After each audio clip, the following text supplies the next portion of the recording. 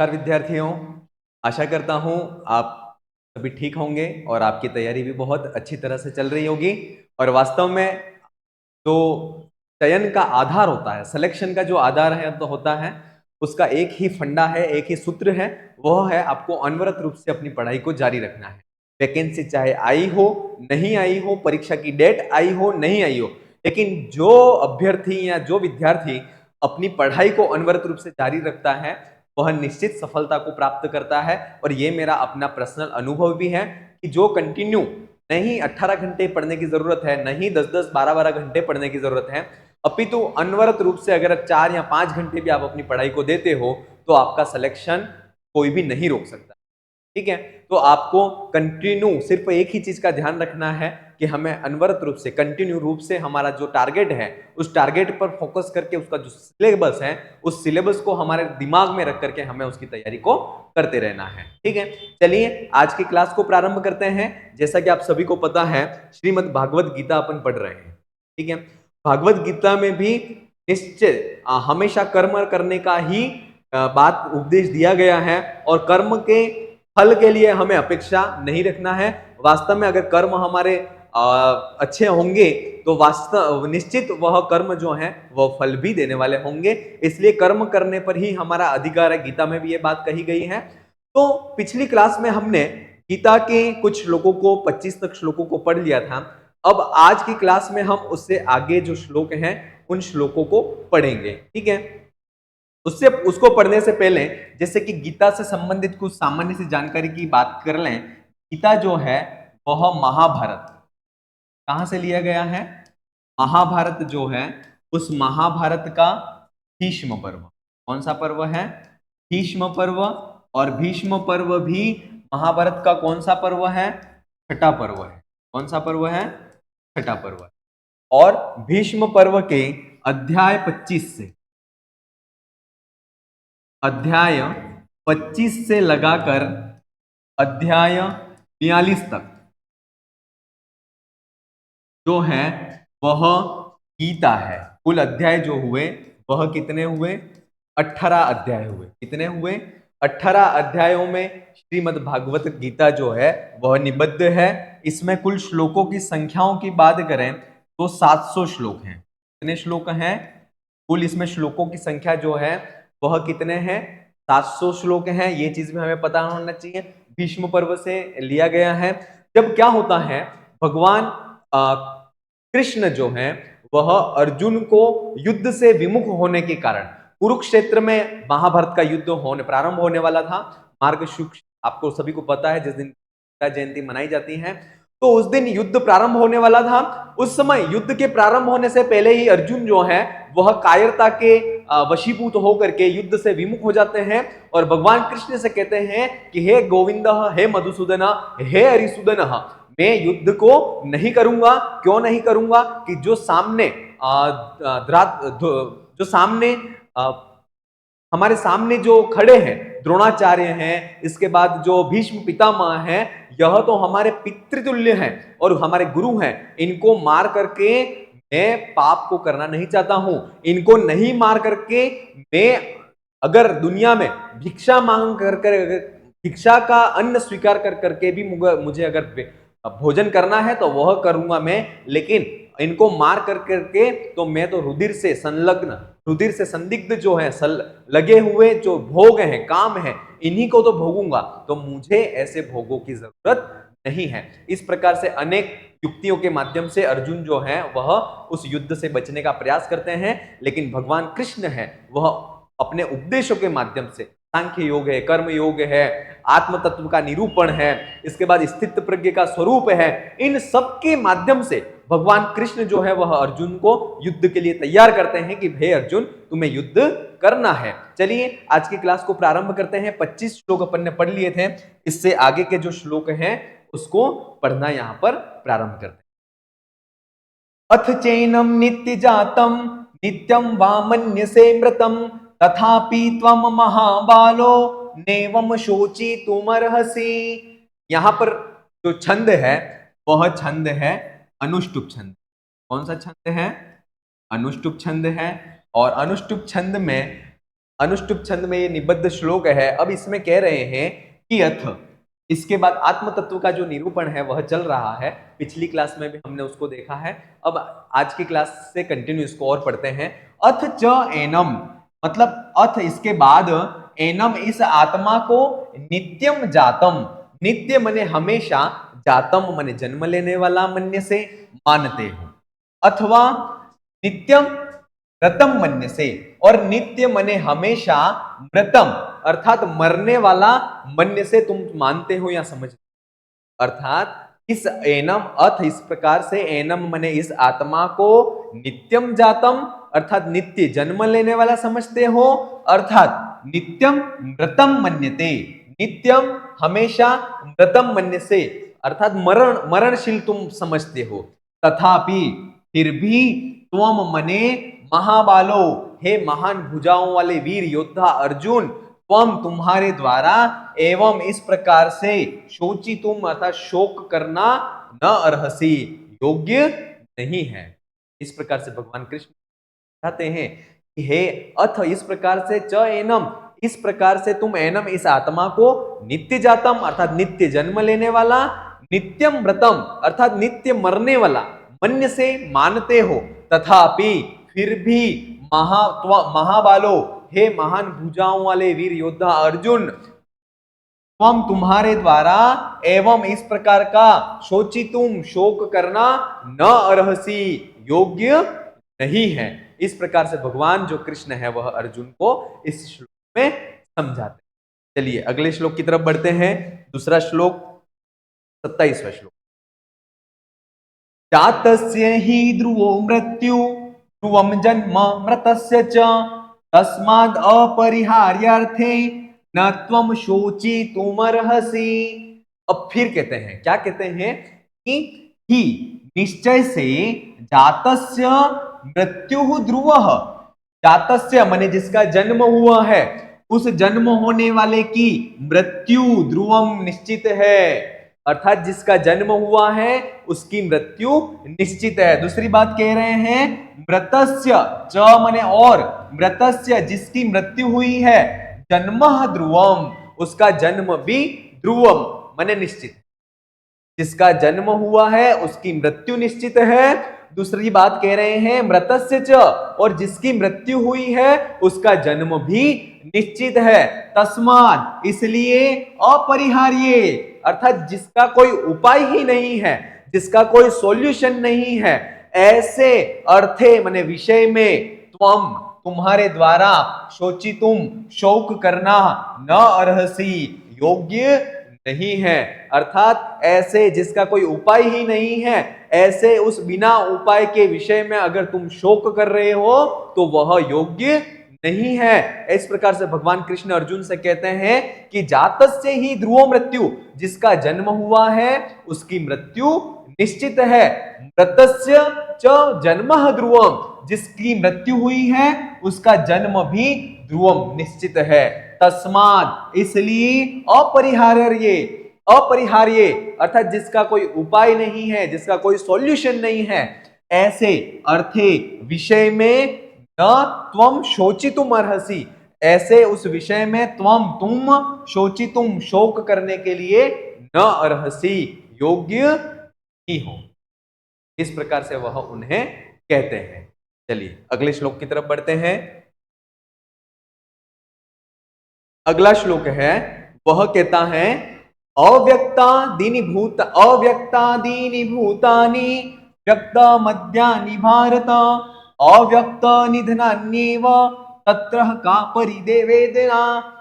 अब यहां पे कहते हैं, क्या कहते हैं कि भूतानि जो शरीर है वह आदिनी अव्यक्तानि, आदिनी मने जन्म से पहले, अव्यक्त, भूतानी मने जो शरीर है वह आदिनी मने जन्म से पहले, अव्यक्तानी अव्यक्त होता है। और क्या होता है, मध्यानि व्यक्तम अर्थात जो मध्य अवस्था होती है, अर्थात जन्म से बाद की जो अवस्था होती है उसमें व्यक्त होता है, व्यक्त होता है। भारत माने अर्जुन, हे अर्जुन, उसको कह रहे हैं अर्जुन को संबोधित कर करके, भारत, भारत का मतलब होता है अर्जुन, भरत पुत्र अर्जुन, ठीक है, अर्जुन को भारत कहा गया है कि हे अर्जुन, भूतानी जो शरीर है वह आदिनी जन्म से पहले अव्यक्तानी अव्यक्त होता है, और निधनानी एवं अव्यक्तानी, और निधन के बाद जो शरीर है वह अव्यक्तानी अव्यक्त होता है, और मध्यानी माने जन्म और मृत्यु इन दोनों के मध्य की जो अवस्था है उसमें व्यक्त रहता है, मतलब प्रत्यक्ष आदि प्रमाणों के द्वारा जाना जा सकता है।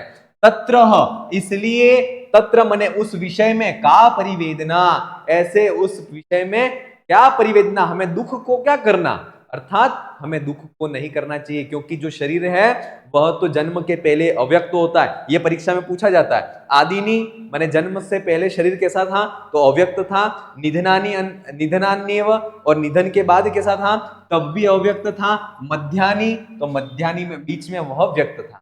ठीक है, आदिनी ध्यान रखना, आदि में अव्यक्त था, निधनानी निधन के पश्चात अव्यक्त था, और मध्यानी बीच में यह कैसा था, व्यक्त था। ये चीज हमें परीक्षा में पूछ सकता है। ठीक है, तो वहां पर ऑप्शन देख करके हम घबरा जाएंगे कि व्यक्त अव्यक्त, व्यक्त अव्यक्त, इस प्रकार से प्रश्न अगर ऑप्शन आ जाते तो घबरा जाते हैं। तब हमें ये पता होना चाहिए कि जो भगवान कृष्ण व अर्जुन के से कह रहे हैं कि जो शरीर है वह तो जन्म से पहले अव्यक्त था, जन्म के निधन के बाद भी अव्यक्त था, और मध्यानी अर्थात जन्म और निधन के बीच का जो समय है उसमें व्यक्त था। तत्र कहा परिवेदना, तो ऐसे उस विषय में हमें क्या दुख करना चाहिए, अर्थात हमें उसके विषय में कोई भी दुख को करना चाहिए। अगले श्लोक की तरफ बढ़ते हैं। आश्चर्यवत पश्यति कश्चित एनम आश्चर्यवत वदति तथैव चान्य आश्चर्यवच्चैनमन्य शृणोति श्रुत्यप्यैनं वेद न कश्चित् चैव कश्चित्। अब कह रहे हैं कि आश्चर्य एनम, एनम आश्चर्यवत पश्यति कश्चित, एनम कश्चित आश्चर्यवत पश्यति, एनम मने इस आत्मा को, कश्चित कोई तो आश्चर्य के से पश्यति देखता है, कश्चित कोई तो एनम इस आत्मा को आश्चर्यवत पश्यति आश्चर्य से पश्यति देखता है, कश्चित तथैव उसी प्रकार, अन्य कोई दूसरा जो है वह आश्चर्यवद वदति और आश्चर्य से ही वदति उसके बारे में कहता है। और क्या कहते हैं, अन्य और दूसरा कोई है वह आश्चर्यवत एनम शृणोति, आश्चर्य से ही इस आत्मा के विषय में श्रोणोति सुनता है। क्या करता है, आश्चर्य से ही श्रोणोति सुनता है। और कश्चित एनम, कश्चित एनम और कोई वेद श्रुत्वा सुन करके भी न वेद इस आत्मा को नहीं जानता। आत्मा के विषय में कह रहे हैं कि कश्चित कोई तो एनम इस आत्मा को आश्चर्य से देखता है, और कोई इस आत्मा को आश्चर्य से वदति कहता है, और अन्य कोई जो है वह एनम आश्चर्य, एनम माने आत्मा को आश्चर्य श्रोति सुनता है, और जो है कश्चित कोई एनम आत्मा को श्रुत्वा सुन करके भी न वेद अर्थात नहीं जानता है। ये कह रहे हैं, ये भगवान कृष्ण अर्जुन से कह रहे हैं कि इतना सब कुछ कहने के बाद भी तुम्हारे समझ में नहीं आ रहा है और तुम युद्ध से विमुख हो रहे हो, लेकिन कोई तो इस आत्मा के बारे में पश्यति देखता है, कोई तो इस आत्मा को आश्चर्य से ही वदति कहता है, और कोई इस आत्मा के बारे में आश्चर्य से श्रुणोति सुनता है, और कोई व्यक्ति आपके जैसा ऐसा है जो श्रुणोति श्रुत्वा सुन करके भी न वेद उस आत्मा को नहीं जान पा रहा। इस प्रकार से भगवान जो कृष्ण है वह अर्जुन को युद्ध के लिए तैयार कर रहे हैं कि ये जो आत्मा है उस आत्मा के लिए आपको विचार नहीं करना चाहिए। फिर अगला श्लोक है, देहि नित्यम अवध्योयम देहे सर्वस्य भारतः तस्मात् सर्वाणि भूतानि न त्वं शोचितुमर्हसि। अब फिर कहते हैं यहाँ बहुत अच्छी बात जो आत्मा के बारे में भगवान कृष्ण है अर्जुन से कहते हैं कि क्या कहते हैं, भारतः माने हे अर्जुन, देहि माने जो आत्मा है, उस देहि माने आत्मा, नित्यम हमेशा, अवध्य मतलब अवध्य माने जिसका वध नहीं कर सकते हैं, ऐसे अवध्य रूप में सर्वस्य देहे अयम, सभी प्राणियों के देहे शरीर में अवस्थित है। ठीक है, एक बार फिर देखो, भारतः मने हे अर्जुन, अयम देह, अयम देही, अयम मने यह, देही मने आत्मा, नित्यम हमेशा, अवध्य मतलब जिसका वध नहीं कर सकते हैं, जिसको मार नहीं सकते हैं, वह ऐसे, सर्वस्य मने सभी, सर्वस्य मने सभी प्राणियों के देह शरीर में, नित्यम हमेशा, अवध्यम मतलब अवध्य रूप से स्थित है। ठीक है, और तस्मात इसलिए, सर्वाणी भूतानि, सभी भूतानि माने प्राणियों के लिए, न त्वम, त्वम शोचितुम न अर्हसि, तुम शोक करने के लिए योग्य नहीं हो। कहते हैं कि हे अर्जुन, ये जो आत्मा है वह तो समस्त प्राणियों के शरीर में अवध्य रूप से स्थित है, अवध्य रूप में रहती है, इसलिए समस्त प्राणियों के लिए तुम्हें शोक नहीं करना चाहिए, समस्त प्राणियों के लिए तुम शोक करने के योग्य नहीं हो। एक बार फिर देखो, भारतः मने हे अर्जुन, अयम, अयम मने यह, देही मने जो आत्मा है, वह सर्वस्य समस्त देहे शरीर में, नित्यम हमेशा, अवध्य, अवध्य रूप से स्थित है। त्वम तस्मात इसलिए, सर्वाणि भूतानि समस्त प्राणियों के लिए, शोचितुम शोक करने के लिए, त्वम न अर्हसि तुम योग्य नहीं हो, अर्थात तुम्हें किसी के भी विषय में शोक नहीं करना चाहिए, क्योंकि ये जो आत्मा है वह तो आत्मा शरीर में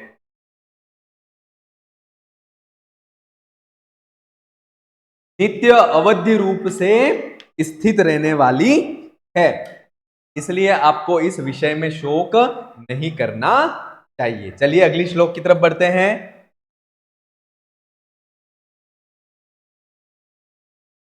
स्वधर्ममपि चावेक्षम न विकम्पितुमर्हसि, धर्माद्वियुद्धात् श्रेयोन्यत् क्षत्रियस्य न विद्यते।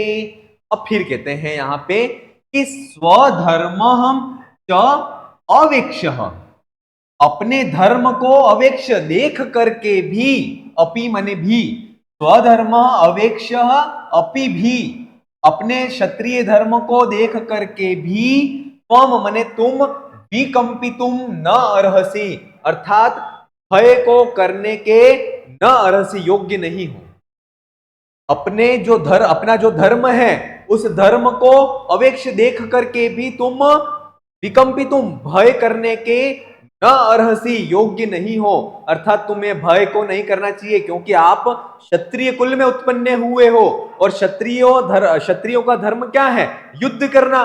तो ऐसे उस क्षत्रिय कुल में उत्पन्न होने के बाद भी तुम अगर डर रहे हो तो यह न अर्हसि, यह योग्य नहीं है, क्योंकि क्षत्रियस्य, जो क्षत्रिय जाति के, जो क्षत्रिय वर्ण के जो लोग हैं, उनके धर्मात् युद्धात्, धर्म युद्ध से, श्रेय श्रेष्ठ अन्यत न विद्यते, धर्म युद्ध से श्रेष्ठ कोई अन्य दूसरी कोई चीज नहीं है, इसलिए आपको धर्म के लिए युद्ध करना ही अच्छी बात है और उसी के तुम योग्य हो। के फिर एक बार देख लीजिए, स्वधर्म अपि, स्वधर्म चपि वेक्ष अपि, अपने धर्म को अवेक्ष देख करके भी, विकंपितुम मतलब डर के लिए, डरना जो है उस डर के लिए, न अर्हसि तुम योग्य नहीं हो, क्योंकि क्षत्रियस्य, जो क्षत्रिय कुल में उत्पन्न हुए हैं उनके लिए, धर्मार्थी युद्धाश्रेय, धर्म युद्ध से श्रेय श्रेष्ठ जो है वह अन्य दूसरा कोई न विद्यते, कोई चीज ही उसके, उससे कोई श्रेष्ठ, धर्म युद्ध से श्रेष्ठ कोई दूसरी अन्य वस्तु नहीं है।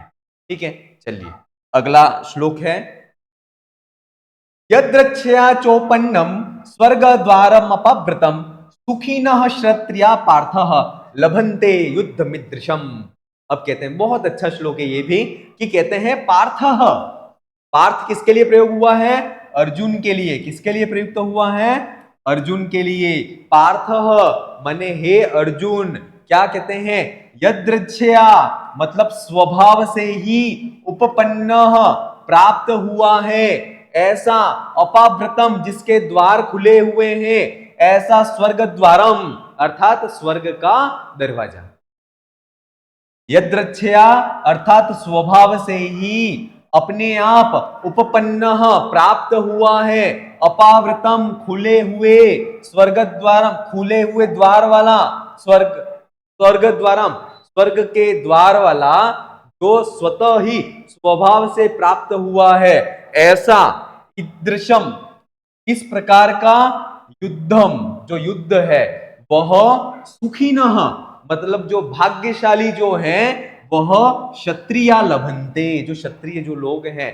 और क्षत्रिय कैसे क्षत्रिय? तो जो भाग्यशाली क्षत्रिय हैं वह ऐसे युद्ध को प्राप्त करते, अर्थात जो अपने आप स्वभाव से प्राप्त हुआ है और खुले हुए दरवाजे वाला जो स्वर्ग है, उसके समान जो युद्ध, ये इस प्रकार का ऐसा जो युद्ध है, ऐसे उस युद्ध को तो सुखिनः माने जो भाग्यशाली जो क्षत्रिय हैं वह प्राप्त करते हैं। और आपको वास्तव में यह युद्ध का अवसर प्राप्त हुआ है, तो आपको युद्ध करना चाहिए, ऐसा भगवान जो कृष्ण है वह अर्जुन से कह रहे हैं। कि यदृच्छा क्या कह रहे हैं? कि कहते हैं कि पार्थः माने हे अर्जुन, यदृच्छया मतलब स्वतः ही, उपपन्न प्राप्त होने वाला, अपावृतम मतलब खुले हुए द्वार वाला, स्वर्ग द्वारा और जो स्वर्ग का द्वार के है, ईदृशम इस प्रकार का जो युद्ध है, वह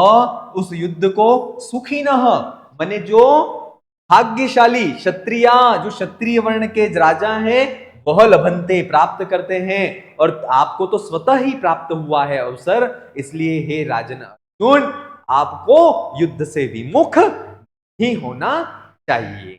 चलिए आगे की तरफ बढ़ते हैं। अगला श्लोक है, अथ चेत्वामिमं धर्म्यं संग्रामं न करिष्यसि ततः स्वधर्म कीर्तिं च हित्वा पापम अवाप्यसि।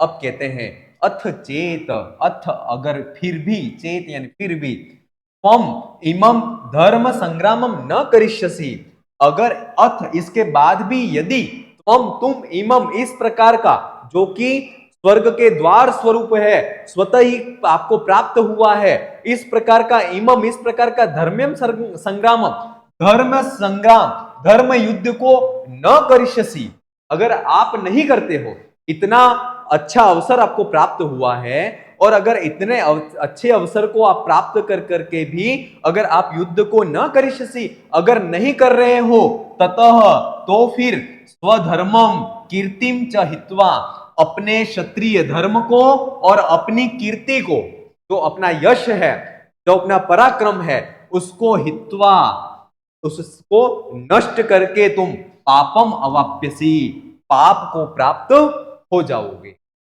ठीक है, अगर ऐसा इतना अच्छा युद्ध का अवसर मिला है और इसके बाद भी तुम नहीं करते हो, तो अपने धर्म और अपनी कीर्ति से हित्वा नष्ट होकर करके तुम पापम अवाप्यसी, पाप को प्राप्त हो जाओगे। इसलिए तुम्हें युद्ध करना चाहिए। इस प्रकार से भगवान अर्जुन जो है, वह जो भगवान कृष्ण है, वह अर्जुन से कहते हैं कि अथ यदि चेत इस प्रकार से, इमम धर्मम संग्रामम इस प्रकार का जो धर्म युद्ध है उसको न करिष्यसि, तुम नहीं करते हो, तो क्या होता है, ततः फिर स्वधर्म कीर्तिम च, अपना धर्म और कीर्ति इन दोनों को हित्वा नष्ट कर करके पापम अवाप्यसी, तुम पाप को प्राप्त हो जाओगे। इस प्रकार से भगवान जो है वह अर्जुन को समझाते हैं। अगला श्लोक है, अकीर्तिम चापि भूतानि कथयिष्यन्ति ते व्ययाम संभावितस्य च कीर्तिम मरणादतिरिच्यते। अब यहां पर फिर कहते हैं, क्या कहते हैं कि भूतानी माने जो लोग हैं, देखिए लोग हैं, आप कुछ भी काम करेंगे, अच्छा करेंगे चाहे बुरा करेंगे, आपको पता है लोगों की प्रकृति होती है, तो जो लोग हैं वह तो कहेंगे, अच्छा करोगे तब भी कहेंगे, बुरा करोगे तब भी करेंगे। तो अर्जुन से कहते हैं कि भूतानी माने जो लोग हैं, वह लोग ते मतलब तुम्हारे लिए अव्ययाम मतलब बहुत लंबे समय तक रहने वाली है ऐसी अकीर्ति जो अपयश है उस अपयश को कथयिष्यन्ति कहेंगे। अगर तुम अगर युद्ध से विमुख हो रहे हो, युद्ध से दूर हो रहे हो, तो लोग क्या है अनेक प्रकार की बातें करेंगे और वह जो अपयश है और अपकीर्ति है वह बहुत लंबे समय तक रहेगी, वह जल्दी से नष्ट होने वाली नहीं है। देखो आप सभी ने महसूस किया होगा, अगर आप 100 काम 99 काम अच्छे करो तो वह 99 काम अगर एक गंदा काम कर लेते हो तो वह 99 काम नष्ट मतलब वह जो यश है वह नष्ट हो जाता है सिर्फ एक गलत काम से। इसलिए वो भगवान कृष्ण है वो समझाते हैं भूतानी मने लोग हैं वह ते मतलब तुम्हारे लिए अव्ययम मतलब बहुत लंबे समय तक रहने वाली अकीर्तिम जो अपयश है अपकीर्ति है उसको भी कथयिष्यन्ति कहेंगे। और अकीर्ति जो ऐसी जो अकीर्ति है अपयश है वह संभावितस्य माने जो सम्माननीय पुरुष है जो सज्जन पुरुष है जो पराक्रमी है जो वीर है ऐसे पुरुष के लिए मरणाद मरण से भी उससे तो जो अपकीर्ति है उससे तो मरण जो है वह भी अतिरिक्त श्रेष्ठ है।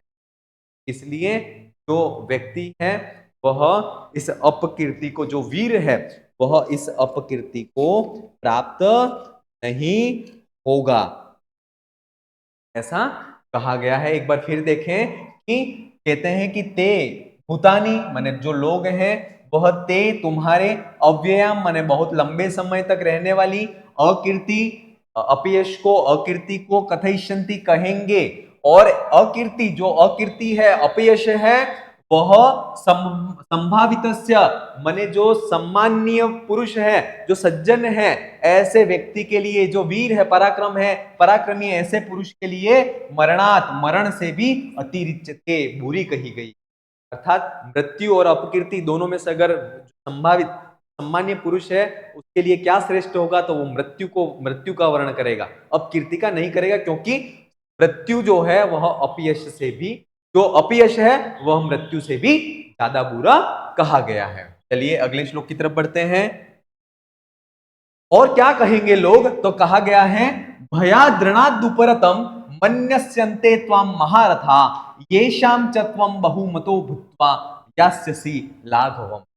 अब कहते हैं येषाम च त्वम बहुमतो भूत्वा येषाम जिनके लिए तुम बहुमतो मतलब बहुत सम्मान्य बहुत आदरणीय भूतवा हो करके लाघवम यास्यसि माने तुच्छता को प्राप्त होते हो। कहते हैं कि जिनके लिए तुम पूर्व में एक आदर्श थे जिनके लिए है ना जिनके जो लोग तुम्हारा अनुकरण करते थे तो येषाम त्वम बहुमतः भूत्वा जिनकी येषाम त्वम बहुमतो भूत्वा जिनके लिए तुम पहले बहुमतः बहुत आदरणीय सम्माननीय भूत्वा हो करके वर्तमान में लाघवम तुच्छता को यास्यति प्राप्त होते हो तो महारथा हे महारथी त्वाम मतलब तुम्हारे लिए लोग हैं वह भयात डर से रणात युद्ध से उपरतः दूर हुआ है मन्यसन्ते ऐसा वह लोग मानेंगे। वह क्या कहेंगे भगवान कृष्ण है वह अर्जुन को वास्तव में अपने उद्देश्यों के माध्यम से तैयार कर रहे हैं तुम युद्ध के लिए। और वास्तव में इनकी वाणी भी ऐसी है कि एक सोता हुआ भी व्यक्ति हो तो वो युद्ध के लिए तैयार हो जाए। अब उसको कह रहे हैं कि जो लोग हैं वह बहुत सारी बातें करेंगे तुम्हारे बारे में और वो जो अपयश है वो अकीर्ति है वो बहुत लंबे समय तक रहने वाली है और उससे तो मर जाना अच्छा है। इस प्रकार की बातों को वो कर रहे हैं। फिर क्या कहते हैं कि और जिनके लिए तुम बहुत पहले सम्माननीय थे उनके ही आगे तुम अगर अब तुच्छता को प्राप्त हो रहे हो। तुम पहले तो बहुत वीरों वाली बातें करते थे और अब अगर तुच्छता को प्राप्त हो रहे हो तो तुम्हारे लिए महारथा माने वो जो लोग हैं वह क्या समझेंगे भयाद रणत उपरतः भय के कारण युद्ध से उपरतः विमुख हुआ है ऐसा मन से ऐसा वह मानेंगे या ऐसा वह समझेंगे। इसलिए आपको युद्ध के लिए तैयार होना है आपको युद्ध से विमुख नहीं होना है। चलिए अगले श्लोक की तरफ बढ़ते हैं। फिर कहते हैं कि और जो लोग हैं वह क्या कहेंगे, तो कहते हैं अवाच्यावादाश्चान बहुन वदिष्यन्ति तवाहिता निंदन्तस्तव सामर्थ्यम ततो दुःख तरम नुकीम। अब फिर कहते हैं कि तवह अवहिता, तवह च अवहिता, तुम्हारे जो अहिता माने जो शत्रु है वह तव सामर्थ्यम, तुम्हारे सामर्थ्य की, तुम्हारे ताकत की, तुम्हारे पराक्रम की, तुम्हारे शक्ति की निंदंत, निंदा करेंगे। क्या करेंगे? निंदा, निंदंत, निंदा करेंगे। बहु और अनेक प्रकार से, अवाच्य जो बोलने योग्य बातें नहीं है, ऐसे वादाश्च, ऐसे अवाच्यवादा जो बोलने योग्य बातें नहीं है, उन बातों को वदैष्यन्ति कहेंगे, ततः तो उससे दुख तरम नु किम, से दुख, उससे ज्यादा दुख को देने वाला क्या हो सकता है। अर्थात इतना सब कुछ होगा अगर तुम युद्ध नहीं करोगे कि तुम्हारे जो शत्रु हैं, तुम्हारे जो तुमसे जो द्वेष करने वाले जो तुम्हारे शत्रु हैं, वह तब सामर्थ्य निंदंत, तुम्हारे सामर्थ्य की, तुम्हारे ताकत की, तुम्हारे पराक्रम की निंदा करेंगे। और क्या है? अवाच्यवादाश, और जो कहने योग्य बातें नहीं है, ऐसे कहने योग्य जो बातें नहीं है उनको बहुन अनेक प्रकार से वदैष्यन्ति कहेंगे, ततः और उससे ज्यादा दुख तरम नु किम, उससे ज्यादा दुख को उत्पन्न करने वाला क्या हो सकता है। हे अर्जुन, इतना इस प्रकार से लोग, अगर तुम युद्ध से विमुख हो जाओगे तो लोग ऐसा ऐसा करेंगे, और इससे ज्यादा दुख को उत्पन्न करने वाला क्या हो सकता है। अर्थात इससे ज्यादा दुख को उत्पन्न करने वाला कोई नहीं हो सकता है। इसलिए आपको युद्ध के तैयार हो जाना है। ठीक है, चलिए अगली श्लोक की तरफ बढ़े। फिर कहते हैं, अब यहां पर फिर कहते हैं, हतो वा प्राप्यसी स्वर्गम जित्वा वा भोक्ष्यसे महीम तस्माद उत्तिष्ठ कौन्तेयः युद्धाय कृत निश्चय। फिर कहते हैं, बहुत अच्छा, अब तो एकदम जोश के साथ में, इतनी सारी बातें करने के बाद भी वो अर्जुन बैठा हुआ ही है, युद्ध के लिए कुछ सोच ही नहीं रहा। तो अब अर्जुन का क्रोध भी, कृष्ण का क्रोध भी धीरे धीरे बढ़ रहा। अब थोड़ा सा और वीर रस के साथ में कहते हैं कि हतो वा प्राप्य से स्वर्गम, अरे तुम काय को डर रहे हो? हतो, अगर तुम मर गए तो स्वर्गम प्राप्यसी, तुम स्वर्ग को प्राप्त हो जाओ। क्या कहते हैं? हतो, अगर तुम मर गए युद्ध करते हुए तो स्वर्गम प्राप्यसी, अगर तुम स्वर्ग को प्राप्त हो जाओगे। और क्या है? जित्वा, और जीत गए तो महीम भोक्ष से, ये जो संपूर्ण पृथ्वी है उस पृथ्वी को तुम भोक्ष से भोग करोगे। इस प्रकार से कहते हैं कि अगर तुम मर गए हतः तो स्वर्ग को प्राप्त करोगे, क्योंकि तुमने धर्म युद्ध है वह तो क्षत्रियों का कर्तव्य है, और कर्तव्य को करते हुए तुम मरण को प्राप्त हुए हो तो निश्चित तुम स्वर्ग को प्राप्त होगे। इस प्रकार से कहते हैं कि हतो वा स्वर्गम प्राप्यसी, अगर तुम मर गए तो स्वर्ग को प्राप्त होगे। जीतवा, जीत गए तो महीम भोक्ष से, पृथ्वी का भोग करोगे। तस्माद, इसलिए, कौन्तेय, हे कुंती पुत्र अर्जुन, उत्तिष्ठ, खड़े हो जाइए, और युद्धाय, युद्ध के लिए, कृत निश्चय, निश्चय को कर लो कि युद्ध करना ही है। इस प्रकार से कहते हैं कि तस्माद उत्तिष्ठ कौन्तेय, तस्मात इसलिए, कौन्तेय माने हे कुंती पुत्र अर्जुन, उत्तिष्ठ, खड़े हो जाइए, युद्धाय, और युद्ध करने के लिए, कृत निश्चय, निश्चय, आप इसको निश्चय कर लीजिए कि मुझे करना ही है। अगला श्लोक, समः सुख दुखे समे कृत्वा लाभा लाभो जया जयो ततो युद्धाय युज्यस्वम एवं पापम अवाप्यसी।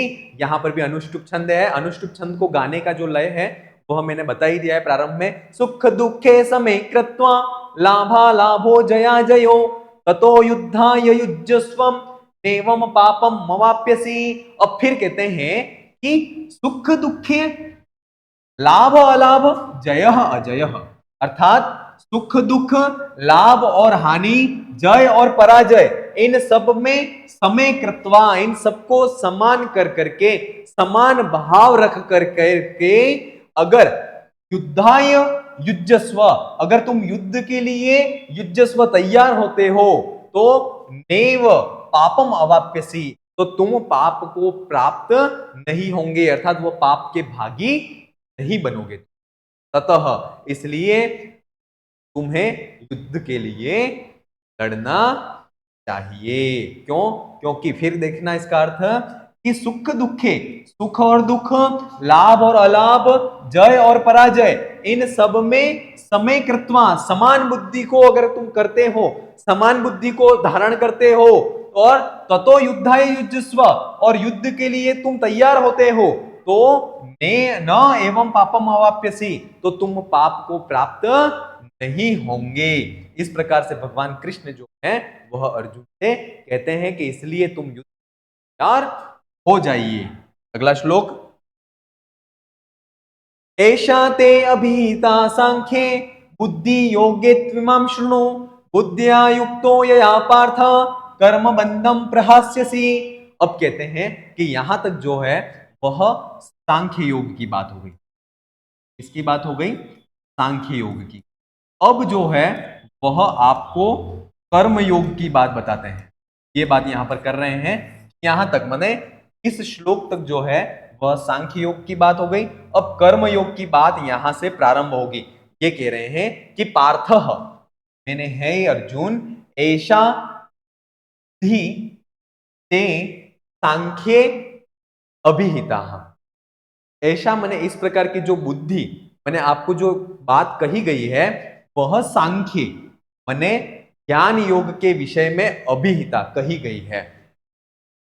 तू इमाम शृणु, अब इमाम योगे शृणु, अब इस योग को सुनिए, यया बुद्धिया युक्तो, जिस बुद्धि से युक्त होता हुआ जो प्राणी है वह कर्म बंधम प्रहास्यति, कर्म बंध को प्रहास्यसि मने नष्ट कर देता है।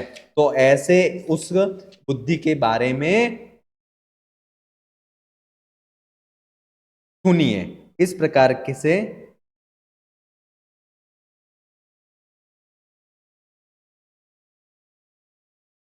इस श्लोक में कहा गया है कि तुम जो ज्ञान योग है उस ज्ञान योग के बारे में तो बता दिया।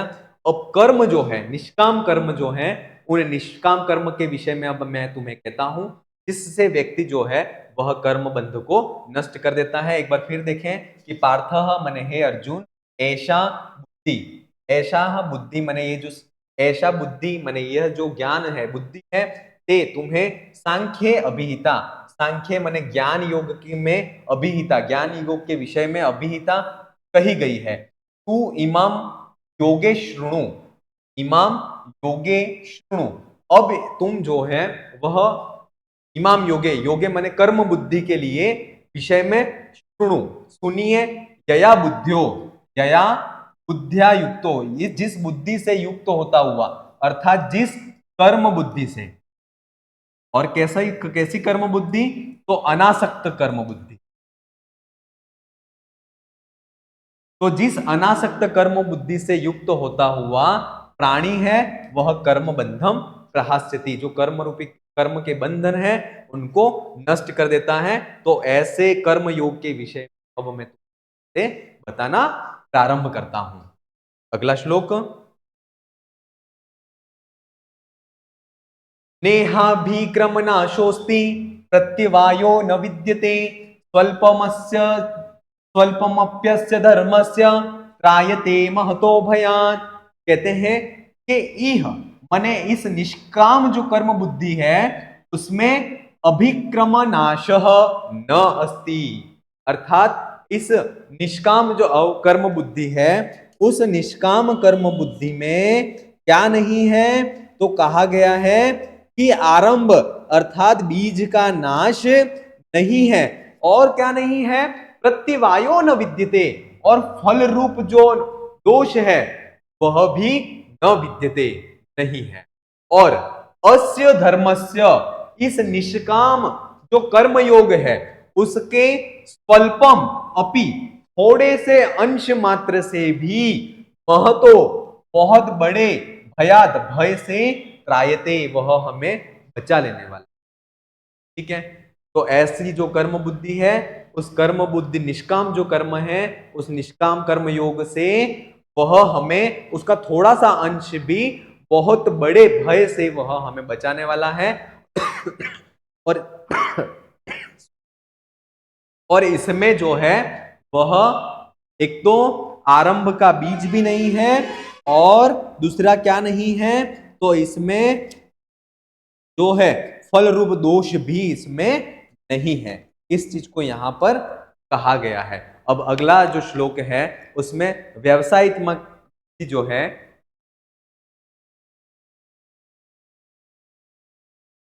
उसके विषय में और अव्यवसायिक जो बुद्धि है उनके विषय में कहा गया है। इंपॉर्टेंट है अगला श्लोक, तो देखें। व्यवसायात्मिका बुद्धि रेके है कुरुनंदन बहुशाखा अनंताश्च बुद्धयो अव्यवसायिनाम।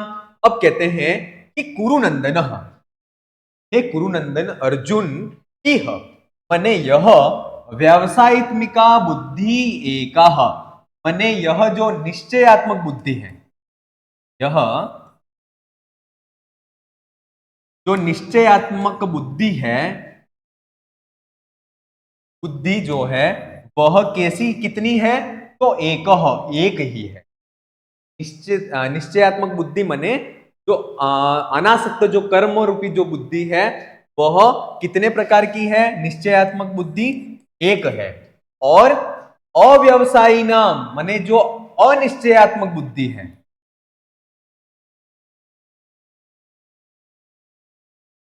अनिश्चयात्मिका जो बुद्धि है वह कितनी है, तो बहुशाखा, उसके अनेक शाखा हैं, बहुत भेद हैं, और अनंताश्च, और वह अनंत प्रकार की कही गई है। ठीक है, यहां पर व्यवसायित्मक बुद्धि और अव्यवसायित्मक बुद्धि जो है उसके प्रकारों के बारे में बताया गया है कि व्यवसायत्मक जो बुद्धि है, निश्चयात्मक जो बुद्धि है वह एक प्रकार की है, और अव्यवसायी माने जो सांसारिक मनुष्य आदि की जो बुद्धि है वह अव्यवसायी होती है, और वह बहुशाखा अनेक भेदों वाली है और अनंत प्रकार की होती है। ठीक है, ये चीज यहां पर भगवान कृष्ण अर्जुन को समझाते हैं। अब ये जो है तीनों श्लोक एक साथ हैं, इनके अर्थ को देखेंगे। याम इमाम पुष्पिताम वाचम प्रवदन्त्य विपश्चित वेदवादरताम पार्थम नान्यदस्ति वादिनः कामात्मानं स्वर्गपरा जन्म कर्म फलप्रदाम क्रिया विशेष बहुलाम भोगेश्वर्य गतिं प्रति भोगेश्वर्य प्रसक्तानां तस्याप्रतचेतसाम व्यवसायित्मिका बुद्धि समाधो न विधीयते। अर्थात व्यवसायित्मिक जो बुद्धि है वह समाधि में न विधीयते, स्थित नहीं होती है। इस चीज को यहां पर क्लियर कर रहे हैं कि क्या कह रहे हैं, तो कहते हैं कि कामात्मानम, कामात्मानः माने जो सकामी जो पुरुष है, और जो वेदवाद रताम अर्थात वेदवाद रता अर्थात वेदों के जो वेदों के कर्मों से प्राप्त होने वाला जो कर्म है, जो फल है, उसमें जो स्नेह करने वाला है, ऐसा जो व्यक्ति, एक तो जो कामात्मानः जो कामी है, और वेदों के कर्मों के फल में जो स्नेह करता है, ऐसा जो व्यक्ति है वह स्वर्ग परा, स्वर्ग जो है वही उत्कृष्ट है, अन्यद न अस्तिति दूसरी कोई चीज नहीं है, इति वादिनः ऐसा जो कहता है, ऐसा जो कहता है। और क्या है, तो कहते हैं कि विपश्चित मने अविवेकी जो है जन्म कर्म फल प्रदान, जन्म रूपी कर्म फल को प्रदान करने वाली, जन्म कर्म रूपी फल को प्रदान करने वाली भोगेश्वर्य गतिम प्रति, भोगेश्वर्य गतिम प्रति, भोग और ऐश्वर्य के ही प्रति जिसकी गति है, ऐसे क्रिया विशेषण बहुला, क्रिया विशेषणों से जो युक्त है, और भोगेश्वर्य प्रसक्ता नाम भोग और ऐश्वर्यों में ही जिसका हृदय लगा हुआ है, मन लगा हुआ है, और तया परते चेतसाम और उससे इन भोग ऐश्वर्य के विषयों से ही जिसका हृदय उपरत चेतसाम, जिसका हृदय है वह उपरत है, घिर गया है, व्याप्त है, ऐसे व्यक्ति की व्यवसायित्मिका बुद्धि, ऐसी जो व्यक्ति है उसकी व्यवसायत्मक जो बुद्धि है, निश्चयात्मक उसकी जो बुद्धि है, वह समाधो समाधि में न विधीयते, स्थित नहीं होती, उसमें स्थित नहीं होती है। और ऐसी जो सारी वाणी जो है वह याम इमाम पुष्पिताम वाचः, ऐसी बनावटी बातों को जो कर रहा है। एक बार फिर देखें कि कामात्मनाम, जो कामी पुरुष है, वेदवादरताम, जो वेद के फलों से मिलने वाला, वेदों के कर्मों को करने से जो फल मिलने वाला है उसमें स्नेह रखता है, और वह स्वर्ग परा, स्वर्ग को ही उत्कृष्ट मानता है, अन्यद न अस्तिति, दूसरी कोई चीज श्रेष्ठ है ही नहीं, इतिवादी न, ऐसी बात को कहता है, विपश्चित, ऐसा जो अल्पज्ञ अविवेकी मंद बुद्धि है, वह जन्म कर्म फल प्रदान, जन्म कर्म के फल को प्रदान करने वाली, भोगेश्वर्य गतिम प्रति, भोग और ऐश्वर्यों के प्रति ही जिसकी गति है, जिसका मन लगा हुआ है, ऐसे क्रिया विशेषण बहुला, अनेक विशेष क्रियाओं को करने वाला, इस प्रकार की पुष्पिता बनावटी बातों को वाचम प्रवदंती कहता है। ऐसा जो व्यक्ति ऐसी सारी बातों को कहता है कि स्वर्ग ही सर्वश्रेष्ठ वस्तु है, और वेदों से जो प्राप्त होने वाले जो कर्म रूपी जो फल है उनमें ही जिसका हृदय लगा हुआ है, भोगेश्वर्य प्रसक्ता नाम, भोग और ऐश्वर्यों में लगा हुआ, तया उपरेत साम, उन भोग और ऐश्वर्यों में जिसका मन लगा हुआ है और उसके द्वारा ही जिसका हृदय उपरत हो चुका है, ऐसे व्यक्ति की व्यवसायत्मिक बुद्धि, जो व्यवसायत्मिक बुद्धि है, वह समाधो समाधि में न विधीयते, कभी भी लग नहीं सकती। ये चीज यहां पर कह रहे हैं। अगले श्लोक की तरफ बढ़ते हैं। त्रेगुण्य विषया वेदा निस्त्रेगुण्यो भवार्जुन, निर्द्वंदो नित्य सत्वस्थो निर्योगक्षेम आत्मवान।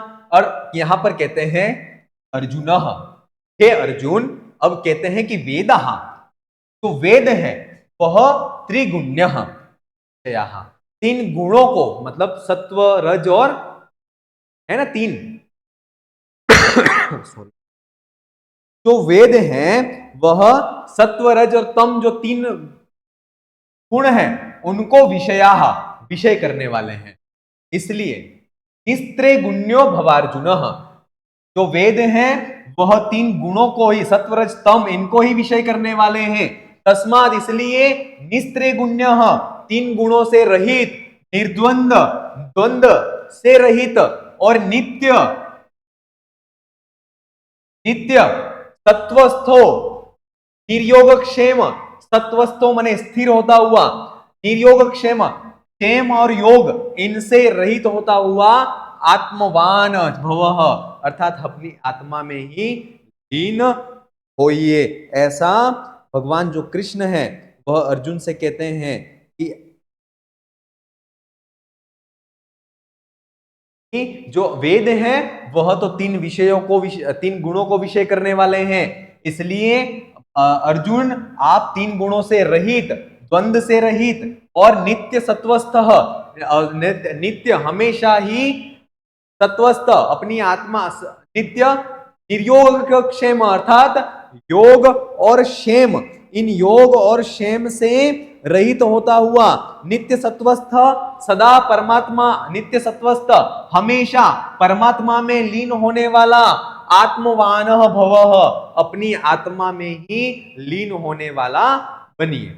इस प्रकार से भगवान जो है वह अर्जुन से कहते हैं कि आप वेदों के विषयों में ज्यादा रुचि न रखें, क्योंकि वह तो तीन गुणों का ही विषय करने वाले हैं, और आपको तो तीन गुणों से रहित बनना है। फिर कहते हैं यावान अर्थे उदपाने सर्वतः संप्लुतोदके तावान सर्वेषु वेदेषु ब्राह्मणस्य विजानित, अर्थात यहां पे कहते हैं कि सर्वतः, चारों तरफ से, संप्लुतोदके, जल के भरे होने पर, उदपाने अर्थात छोटे नदी आदि के जल में, यावन अर्थ, जितना हमारा प्रयोजन होता है, इतना समुद्र चारों ओर से भरा हुआ है, उस समुद्र सर्वतः चारों ओर से संप्लुतोदक के भरे हुए समुद्र के प्राप्त होने पर भी खुद पाने छोटी नदी नहर आदि के अर्थ मतलब उसके जल में यावन जितना हमारा प्रयोजन होता है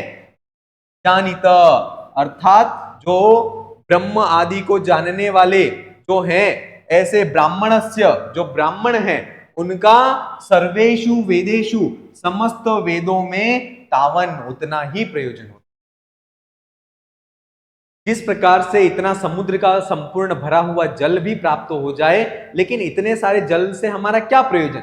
हमारा तो इतना ही प्रयोजन होता है जिससे हमारा जो काम है वह पूर्ण हो जाए, हमारे कार्य हैं जो पूर्ण हो जाए, उतने जल से ही तो हमारा प्रयोजन होता है।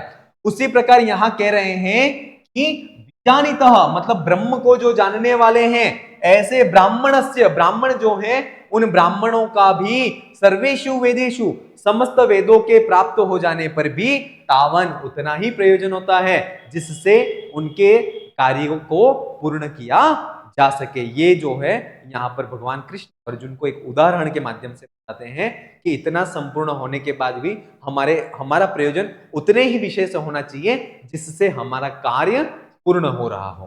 ठीक है, चलिए अगले श्लोक की तरफ बढ़ते हैं। अब कहते हैं कि हमारा जो अधिकार है वह कर्म करने पर ही है। ठीक है, तो ये श्लोक बहुत इंपॉर्टेंट है, आपने सुना भी है। कर्मण्येवाधिकारस्ते मां फलेषु कदाचन मां कर्म फल हेतुर्भू माते संगोस्तो कर्मणि। कहते हैं अर्जुन, हे अर्जुन, कर्मण्य एव अधिकारः ते, माने कर्म करने पर ही आपका अधिकार है। फलेषु कदाचन मां अर्थात मां कदाचन फलेषु, कभी भी कर्मों के फल पर तुम्हारा अधिकार नहीं है। फिर कहते हैं कि कर्म फल हेतु मां भू, अर्थात कर्म फल के जो हेतु हैं उसमें भी आपको अधिकार, आपका अधिकार नहीं है। इस प्रकार से कहते हैं कि आपके कर्मों के फल, कर्म के फल के जो हेतु हैं वो वह भी मत हो, अर्थात वो कर्म के फल का जो हेतु है वह भी आपको करना नहीं है। और माते संगोस्त्व कर्मणि, यहां पर कहते हैं कि मां नहीं होना है, भू मने आपको नहीं होना है, अकर्मणि कर्मों में, असंग अनासक्ति मतलब आसक्ति से रहित, मास्तु अर्थात नहीं होना है। कर्म करने पर ही आपका अधिकार है, कर्मों के फल में अधिकार नहीं है। और कर्म के फलों के जो हेतु हैं उन पर भी आपको कोई अधिकार नहीं है। इसलिए कर्मों में ऐसा नहीं हो कि आप अकर्मणी, कर्म अकर्मणी मतलब कर्मों से रहित होते हुए असंग अनासक्त हो जाएं, मतलब आसक्ति से रहित हो जाएं, ऐसा भी आपको, आपको कर्तव्य जो कार्य है वह हमेशा करते रहना है। फिर कहते हैं योगस्थः कुरु कर्माणि संगम त्यक्त्वा धनंजय सिद्ध सिद्ध्यो समो भुक्त्वा समत्वम योग उच्यते। इंपॉर्टेंट है, समत्वम योग किसको कहते हैं ये चीज यहां पर कही गई है। तो कहते हैं धनंजय, धनंजय किसके लिए आया है? अर्जुन के लिए। किसके लिए आया है? अर्जुन के लिए, कि हे धनंजय, कि संगम मतलब आसक्ति को त्यक्त्वा छोड़ करके, से पहले श्लोक में बताया ना कि आपको कर्म, जो कर्म है उस कर्मों के फल में, उनके कर्मों के फल के हेतु में भी आपका अधिकार नहीं, आदि जो बात कही है उसके लिए फिर कहते हैं कि धनंजय जो अर्जुन है वह संगम माने आसक्ति को त्यक्त्वा छोड़ करके योगस्थः कुरु कर्माणि, आसक्ति को छोड़ करके सिद्धि और असिद्धि इन दोनों में समो भूत्वा समान बुद्धि को धारण कर करके योगों में स्थित होता हुआ कर्माणि कुरु, कर्मों को करना चाहिए। और वही अनासक्त जो कर्म है वह समत्व योग उच्यते, समत्व योग जो है, समत्व बुद्धि जो है वह उस नाम से जाने जाते हैं। और फिर देखें धनंजय माने हे अर्जुन, संगम त्यक्त्वा आसक्ति को छोड़ करके अर्थात अनासक्त हो करके सिद्धि और असिद्धि इन दोनों में समोभूत्वा समान रूप को धारण कर करके योगों में स्थित होकर के अर्थात अनासक्त होकर के योगों मन वचन काय आदि जो है उनमें स्थित होकर के कर्माणि कर्मों को कुरु करना चाहिए, और वही अनासक्त जो कर्म है, योगों में स्थित रह करके जो अनासक्त कर्म को किया जाना है, वही समत्व योग उच्चते, समत्व योग के नाम से जाने जाते हैं। ठीक है, ये भी इंपॉर्टेंट श्लोक है, समत्व योग की परिभाषा कही गई है। यहां पर फिर कहते हैं कि जो आसक्त कर्म और अनासक्त कर्म जो है उनके बारे में यहां पर इस श्लोक में बात कहा गया है कि दूरेण हवरम कर्म बुद्ध योगा धनंजय पूरो शरणमवच्छिन्न कृपणा फल हेतवः। धनंजय माने हे अर्जुन, धनंजय हे अर्जुन, बुद्धि योगात, बुद्धि योगात माने अनासक्त, अनासक्ति से योग्य, योग अनासक्ति से युक्त जो बुद्धि है उससे कर्म माने जो आसक्ति युक्त जो बुद्धि है वह दूरेण अत्यंत अवरह माने तुच्छ। फिर कह रहे हैं धनंजय माने हे अर्जुन, बुद्धि योगात माने ये जो समत्व बुद्धि है ना, समत्व बुद्धि माने अनासक्त रूप से कर्मों को नित्य करना, उसी को कहते हैं समत्व बुद्धि। तो उस समत्व बुद्धि माने अनासक्ति बुद्धि से कर्म माने आसक्ति से युक्त जो बुद्धि है वह अवरम, दूरेण माने अत्यंत, अवरम माने तुच्छ कही गई है। इसलिए बुद्धो माने अनासक्त जो बुद्धि है उसकी शरणम अनवच्छिन्न, उसकी शरण को प्राप्त होइए, क्योंकि फल हेतवः, जो फल के जो हेतु की इच्छा करते हैं वह कृपणः माने अत्यंत दीन है, अर्थात गरीब है। अर्थात फल के हेतुओं की जो इच्छा करते हुए किसी कार्य को कर रहे हैं वह अत्यंत कृपण है, दीन है, गरीब है। इसलिए आपको बुद्धो अनासक्त बुद्धि की शरण में जाना है। ठीक है, क्योंकि आसक्ति अनासक्ति बुद्धि जो है उससे आसक्ति से जो युक्त बुद्धि है वह अत्यंत अवर माने तुच्छ है। ठीक है, ये बात को यहां पर किया गया है। अगला श्लोक है वह कहता है बुद्धि युक्तो जहातीह उभे सुकृत दुष्कृते तस्माद् योगाय युज्यस्वम योगः कर्म सुकौशलम। ये सुक्ति जो है वह इसकी है, किसकी है? गीता की है। ठीक है, महाभारत में ही ये मिलती है और गीता की है। अब कहते हैं कि अर्जुन, हे अर्जुन, बुद्धि युक्त माने ये जो समत्व बुद्धि है, निष्काम बुद्धि है, अनासक्त रूप जो बुद्धि है, उस बुद्धि से सुकृत दुष्कृते, अर्थात सुकृत मने पुण्य, दुष्कृत मने पाप, इन दोनों उभे, इन दोनों को यह जहाती, व्यक्ति जो प्राणी है वह यही इस संसार में ही छोड़ देता है। किससे छोड़ देता है? तो बुद्धि युक्तो, जो समत्व बुद्धि है, उस समत्व बुद्धि से जो व्यक्ति है वह सुकृत मने पुण्य, दुष्कृत मने पाप, उभे, इन दोनों को इह जहाती, यहीं पर छोड़ देता है। तस्मात, इसलिए, योगाय, अर्थात जो योग है, जो योग है उस योग में युज्यस्व, आपको प्रवर्तन करना चाहिए, क्योंकि योग, जो योग है वही कर्मों में कौशलम, कुशलता को लाता है। ठीक है, कहते हैं कि समत्व बुद्धि से सुकृत और दुष्कृत, पाप और पुण्य दोनों को इसी संसार में प्राणी है वह छोड़ देता है। तस्माद, इसलिए योगाय, उस योग के लिए, समत्व बुद्धि की योग में युज्यस्व, आपको लग जाना चाहिए, क्योंकि योग, जो योग है वही कर्मों में वह कुशलता को लाने वाला है। ठीक है, इस प्रकार से आज भागवत गीता के अपन ने कुल 50 श्लोकों को पढ़ लिया है। अगली क्लास में अगले श्लोकों के साथ में फिर मिलेंगे। तब तक आप अपनी क्लासों को अनवरत रूप से पढ़ते रहिए, क्योंकि जो सिलेबस है वह धीरे धीरे होता जाएगा और एक लोड आपके सामने फील होगा। इससे ऐसा लोड आपको महसूस नहीं हो, इसलिए आप कंटिन्यू जो पढ़ाया जा रहा है उसको पढ़ते रहें।